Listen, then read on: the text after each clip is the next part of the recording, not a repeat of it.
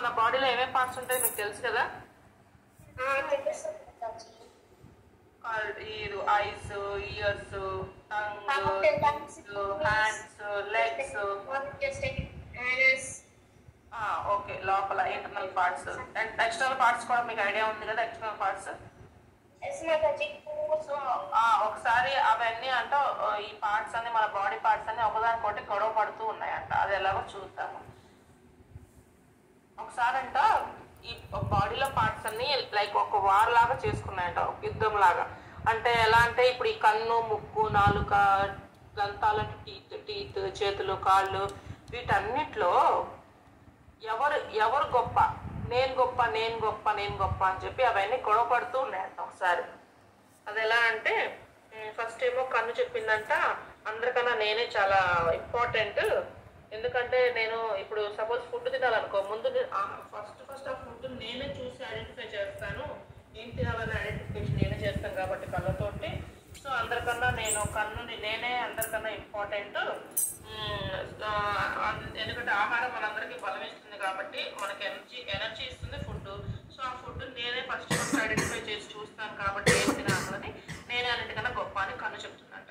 తర్వాత ఏమో ముక్కు చెప్తుందంట, లేదు నువ్వు ఎంత మూర్ఖంగా చెప్తున్నావు, నేను అసలు అన్నిటికన్నా గొప్ప ఇంపార్టెంట్ నేను. ఎందుకంటే నేను అసలు ఫుడ్ని నేను స్మెల్ చేస్తే చెప్పేస్తాను అది బాగుందా లేదా అని, స్మెల్ని బట్టి నేను చెప్తాను. అందుకనే సో నేనే అందరికన్నా గొప్ప అని చెప్పేసి అని ముక్కు చెప్తుందంట, నేనే బెస్ట్ అందరికన్నా అని చెప్పి చెప్తుందంట. తర్వాత ఏమో టీత్ ఉన్నాయి కదా మన పళ్ళు చెప్తున్నాయంట, లేదు మీరిద్దరు కాదు, నేను అందరికన్నా గొప్పవాడిని, నేను ఇంపార్టెంట్. ఎందుకంటే ఫుడ్ మీరు పెట్టగానే కాదు కదా, నోట్లోకి వెళ్ళిన తర్వాత నవలాలి కదా, దాన్ని నవిలితేనే కదా లోపల పొట్టల్లోకి వెళ్ళి డైజెస్ట్ అయ్యేది. సో నేను నవలటం చాలా ఇంపార్టెంట్ కాబట్టి నేను అన్నిటికన్నా ఇంపార్టెంట్. సో అలా నవిలి లోపలికి వెళ్ళాక దాని నుంచి మనకు ఒక మంచి పోషణ అనేది వస్తుంది ఫుడ్ నుంచి. అందుకే నేను గొప్ప అని చెప్పి ఆ పళ్ళు చెప్తున్నాయంట. తర్వాత నాలుగు చెప్తుందంట, లేదు నేను అన్నిటికన్నా ఇంపార్టెంట్. ఎందుకంటే ఆ ఫుడ్ నోట్లోకి వెళ్ళాక టేస్ట్ చేసి ఫుడ్ బాగుందా లేదా అని చూసి, అది బాగలేదనుకో ఫుడ్ టేస్ట్ నేను రిజెక్ట్ చేస్తాను, బాగుందనుకో లోపలికి తీసుకెళ్ళి తింటాను. సో నా వల్లే కదా టేస్ట్ అనేది తెలుస్తుంది ఫుడ్ టేస్ట్. సో నేను గొప్ప అన్నిటికన్నా అని ఆ నాలుగు చెప్తుందంట. సో అట్లాగా తర్వాత నెక్స్ట్ ఏంటి, మౌత్ అనమాట, నోరు. ఏం చెప్తుందంటే లేదు నేను అన్నిటికన్నా. హరే కృష్ణ వినిపిస్తుందా? వినిపిస్తుంది మాతాజీ.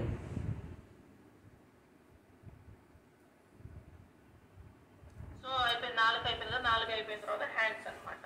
హ్యాండ్స్ ఏం చెప్తున్నాయంటే లేదు మీ అన్నిటికన్నా నేను గొప్ప. ఎందుకంటే మీరు ఏ ఫుడ్ ఏది ఐడెంటిఫై చేసినా టేస్ట్ చేసినా ఏదైనా ఎట్లా అవుతుంది లోపలికి, నోట్లోకి ఎలా వెళ్తుంది మన మౌత్లోకి, చేతులతో తీసుకుంటేనే కదా నోట్లోకి వెళ్ళేది ఫుడ్.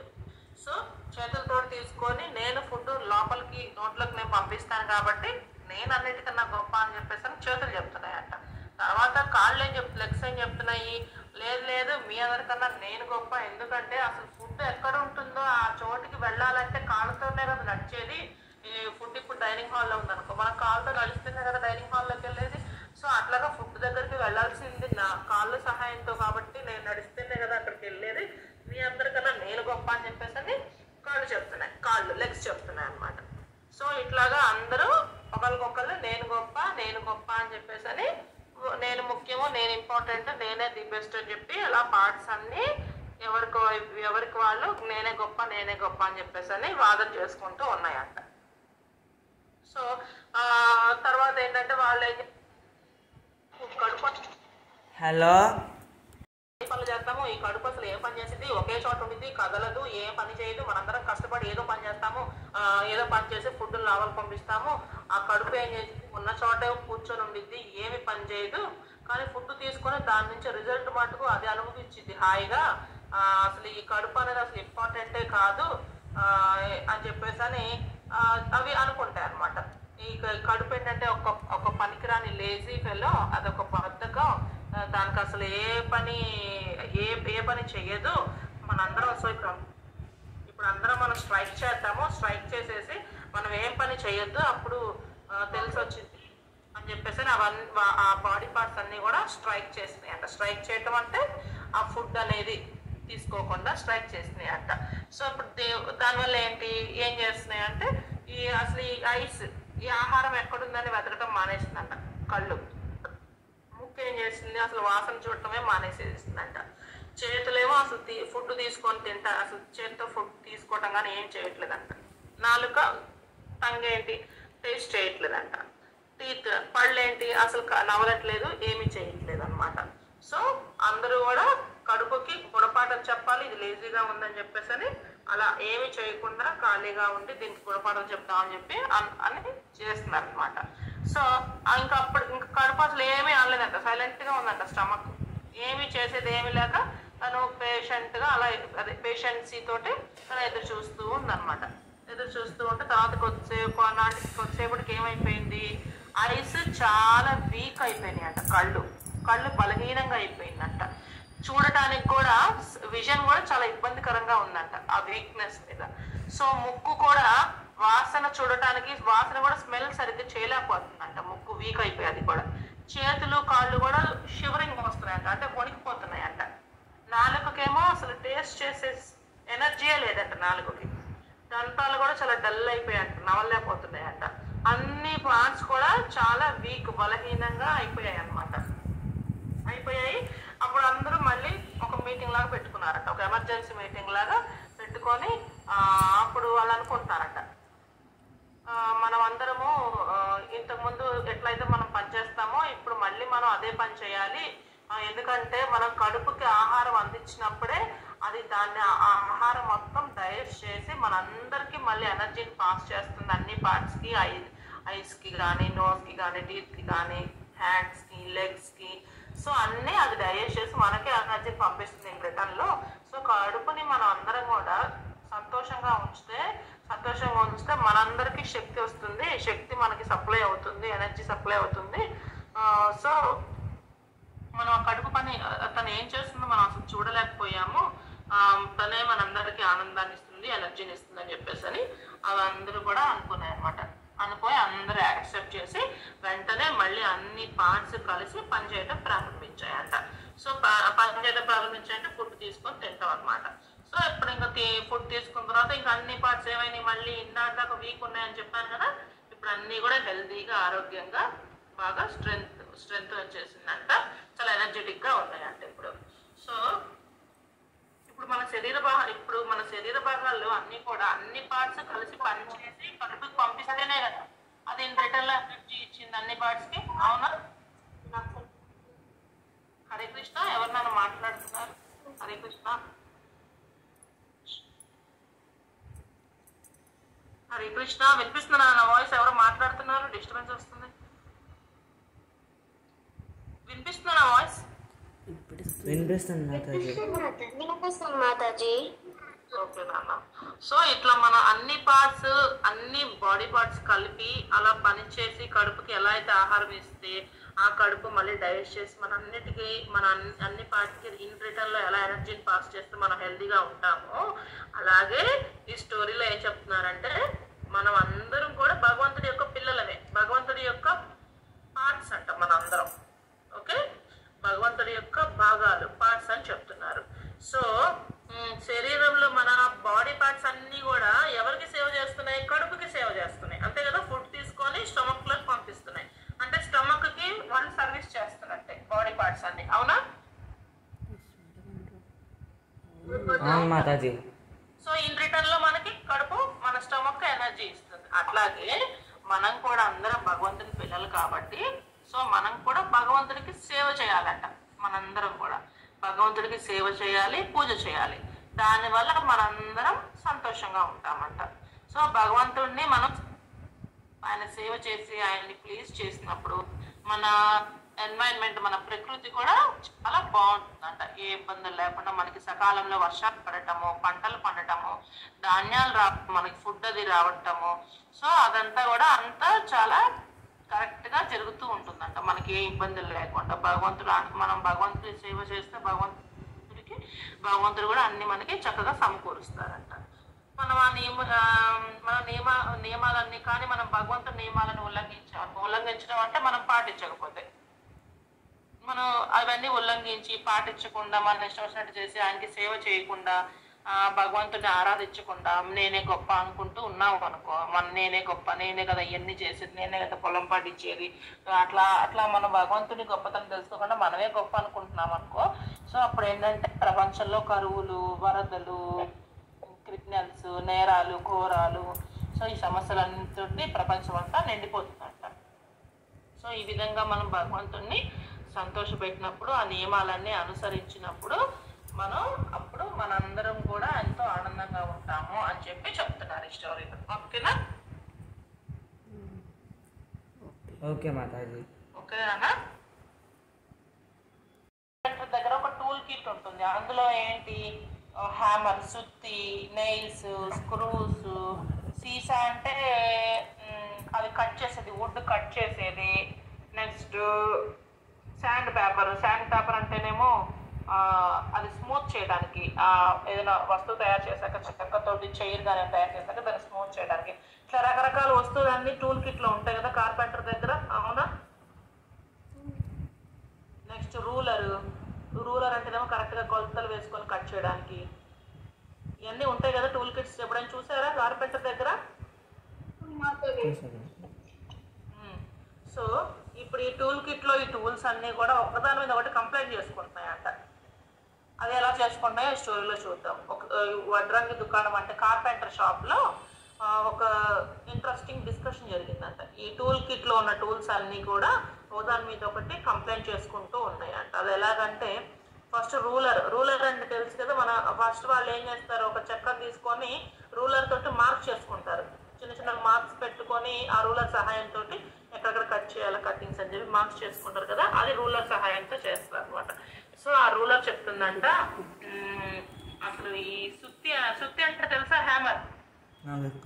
గోడకి నెయిల్స్ అయి కొడతారు, ఏదైనా బిగించాలంటే వస్తువులు హ్యామర్ వాడతారు, తెలుసు కదా. సో ఆ రూలర్ ఏం చెప్తుందంటే, ఈ సుత్తి చాలా శబ్దం చేస్తుంది, చాలా చాలా పెద్ద పెద్ద సౌండ్స్ చేస్తుంది, థక్ సౌండ్ చేస్తుంది అని చెప్పేసి అని సుత్తి గురించి కంప్లైంట్ చేస్తుంది అన్నమాట రూలర్. వినిపిస్తుందా? సో తర్వాత శాండ్ పేపర్ అంటే తెలుసుగా మీకు, దాన్ని రఫ్ చేయడం అనమాట. ఆ ఐటమ్ ని రఫ్ చేస్తే స్మూత్ గా అయిపోయింది.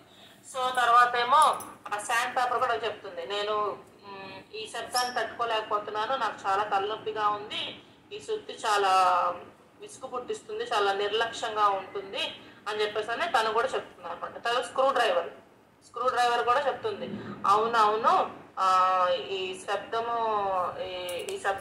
ఈ సుత్తిని మనము వదిలించుకోవాలి. స్క్రూ డ్రైవర్ చెప్తుంది, ఈ శబ్దం ఈ శబ్దం వల్ల మనకి చాలా విసుగు పుడుతుంది, భరించలేకపోతున్నాం ఈ సౌండ్స్ ని, సో మనము ఈ సుత్తిని మనం వదిలించుకోవాలి అని చెప్పేసి స్క్రూ డ్రైవర్ చెప్తుంది అనమాట. సో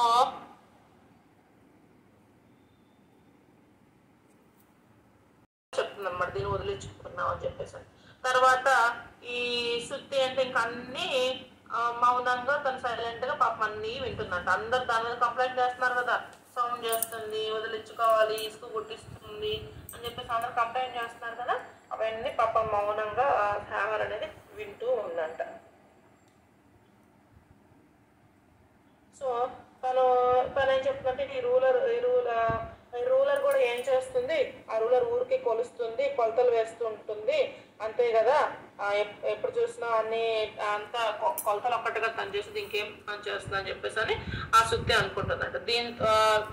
తర్వాత ఈ సీసా తెలుసు కదా, సీసా అంటే తెలుసా, రంపం కట్ చేస్తుంది,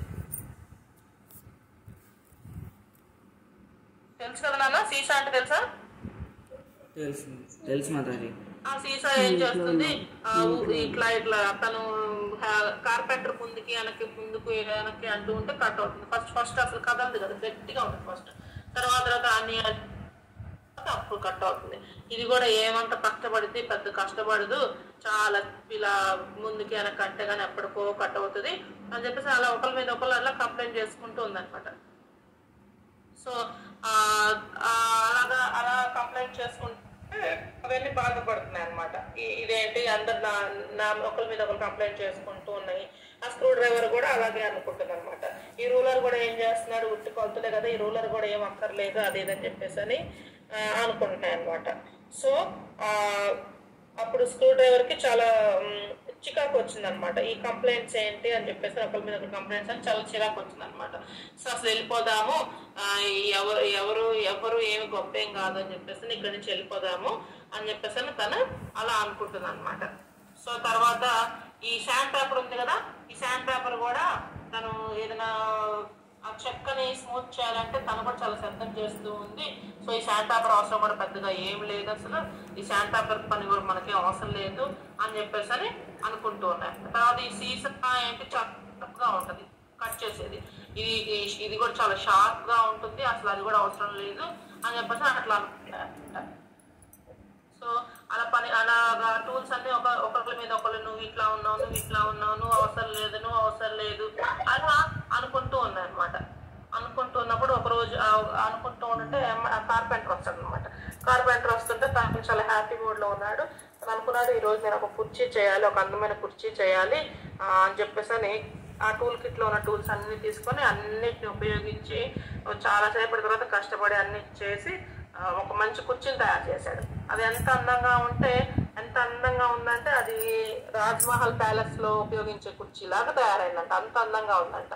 సో దీనికి నాకు చాలా మంచి కాస్ట్ కూడా వస్తుంది, అంత అందంగా ఉంది, మంచి డబ్బులు వస్తాయి నాకు దీనికి, రాజ్భవన్లోకి తీసుకెళ్ళి అమ్మితే కనుక అంత బాగుంది ఈ కుర్చీ అని చెప్పేసి అని అనుకున్నానంట. అనుకొని ఇన్నాళ్ళు నాకు ఈ టూల్స్ అన్నీ కూడా నాకు చాలా బాగా సేవ చేశాయి, నేను వీటన్నిటికీ నేను చాలా థ్యాంక్ఫుల్గా ఉండాలి, ధన్యవాదాలు చెప్పాలి టూల్స్ అన్నిటికీ, ఇవన్నీ ఉన్నాయి కాబట్టి నేను ఇంత మంచి వస్తువులు నేను చేయగలుగుతున్నాను అని చెప్పి ఆ టూల్స్ అన్నిటిని తీసుకొని జాగ్రత్తగా పట్టుకొని వాటన్నిటిని శుభ్రంగా తుడిచి వాటన్నిటికి ఆయిల్ చేశాడంట. ఆయిల్ పెట్టేసి చక్కగా మళ్ళీ బాక్స్లో సర్ది పెట్టాడంట, ఆ టూల్ కిట్లు సర్ది పెట్టాడంట. సో కార్పెంటర్ వెళ్ళిపోయాక మళ్ళీ ఆ టూల్స్ అన్ని ఆ పెట్టెలో నుంచి బయటకు వచ్చేసి ఒకదానికి ఒకటి చెప్పుకుంటున్నాయంట. ఇప్పుడు ఏంటంటే ఇందాకేమో డిస్కషన్స్ ఒకదాని మీద ఒకటి నువ్వు అవసరంలా నువ్వు గొడవ చేస్తున్నావు, నువ్వు సౌండ్స్ వస్తున్నాయి, అది ఇదని చెప్పుకున్నాయి కదా కంప్లైంట్స్. ఇప్పుడేమో లేదు ఈ మనందరము ఎవరు తక్కువ కాదు, ఒకరికన్నా ఒకరు తక్కువ కాదు, మనందరము చాలా ఇంపార్టెంటే.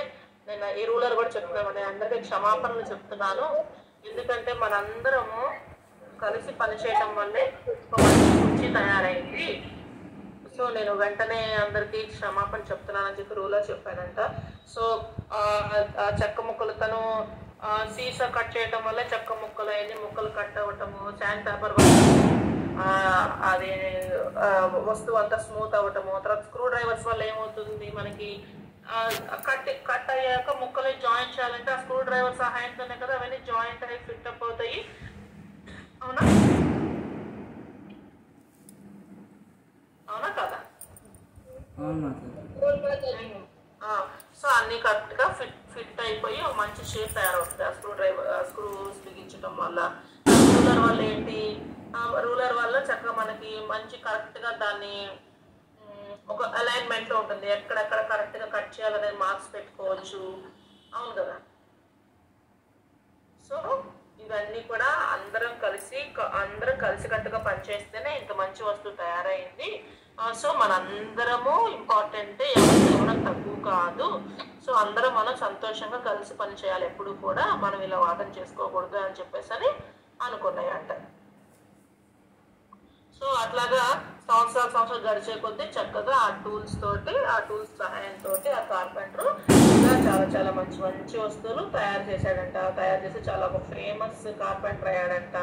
సో అప్పుడు తను అనుకున్నాడు ఈ పనిముట్లు ఈ టూల్స్ అన్నీ కూడా నాకు చాలా డీరెస్ట్, ఈ టూల్ కిట్స్ అన్నీ వీటిని ఎప్పటికీ నేను విడిచిపెట్టను, నాకు చాలా గర్వంగా ఉంది ఈ టూల్స్ అన్ని నా దగ్గర ఉండటం వల్ల నేను ఎంతో మంచి వస్తువులు తయారు చేయగలుగుతున్నాను అని చెప్పేసి అని అనుకుంటాడంట ఆ కార్పెంటర్.